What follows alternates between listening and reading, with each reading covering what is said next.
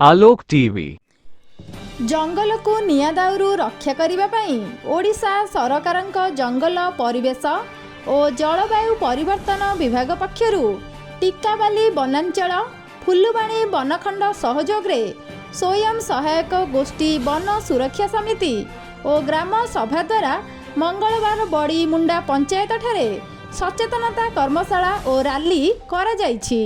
उक्त कर्मशाला रे बहु एसएसजी महिला और ग्रामवासी माने जोग देइथिया बेले अतिथि भावे सरपंच विवेक प्रधान समिति सभ्य जुनेश दिगाड़ और वनांचल कर्मचारी माने जोग देई जंगल को किपरि निया दाउरू रोका जाई परिबो से संपर्क में उपस्थित थिबा एसएसजी महिला और ग्रामवासी मानकु बुझाइथिले।